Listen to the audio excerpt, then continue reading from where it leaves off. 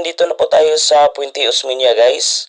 Kasama ko yung aking partner guys. At pwede din po ninyong suportahan po siya guys. Yung Facebook page niya guys is Life Diaries.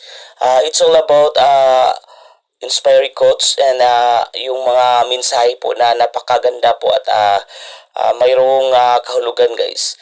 And then yung ating tatalakayin po ngayon guys ay yung ganda po ng Puente Osmeña. And then pagkatapos po nito guys, pupuntahan din po natin yung Plaza Independencia guys. So tara guys, let's go!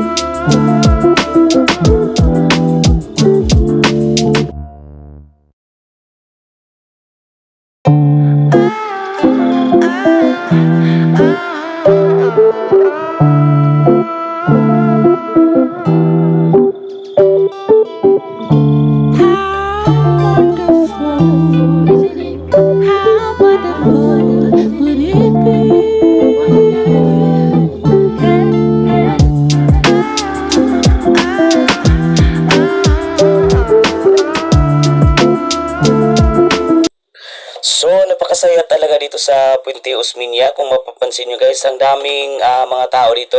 Galing pa to sa iba't ibang lugar ng Pilipinas guys. Yung iba pa dito is mga foreigner. And then, kung gusto nyo naman kumain guys, ay wala naman po tayong problema guys. Kasi meron naman po tayong pwedeng mapagbilhan dito guys. Iba't ibang klaseng pagkain na gustuhan nyo guys. Ayan, kung makikita nyo sa likod guys. So, lilibutin po natin ang buong lugar po ng Puente Osmeña po. Kung mapapansin nyo naman po, ang daming tao talaga dito guys. At meron po kayo makikita ng bata at meron din po mga matatanda po. At din, yung iba pa po siguro dito ay galing pa po ng malayong probinsya po.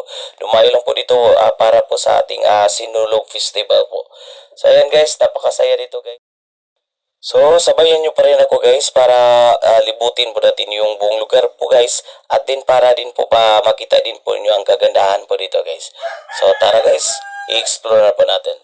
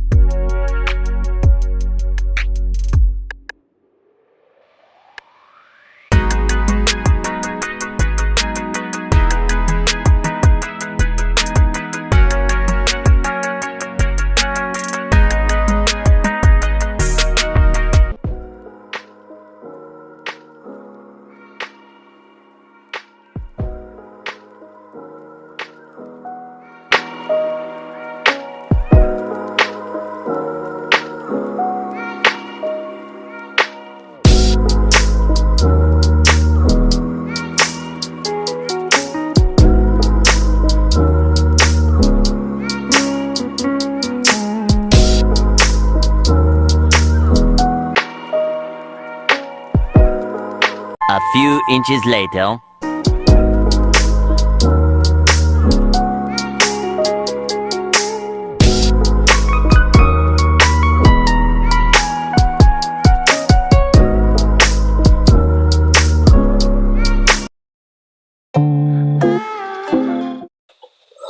So guys, nandito na kami guys sa Plaza Independencia guys. Galing kami kanina sa Puente Osmeña guys. So dito naman yung ating explore guys. Titingnan natin kung anong meron dito, kung bakit ang daming tao at ang daming magtatambay dito guys. So sa napapansin ko naman guys ay siguro kaya dito sila nagtatambay guys kasi mayroon itong free disco guys. Aside from that guys, makikita din po ninyo guys ang daming mga stall guys na pwede nating mapagbilhan ng pagkain guys.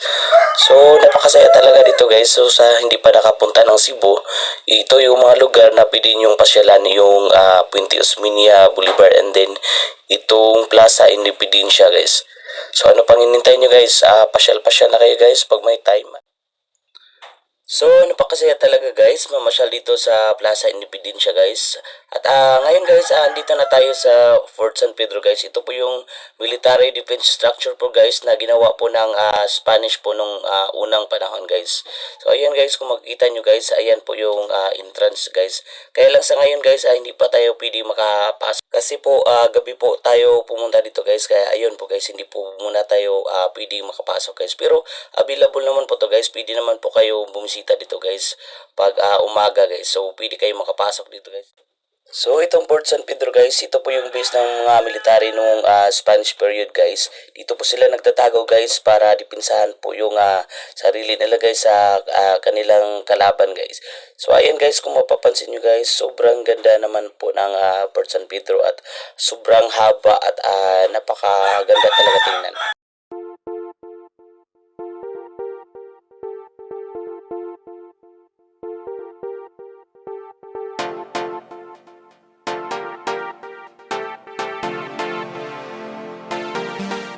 I'm an icon, man. And my girl about a 10. I should fuck her in a Benz.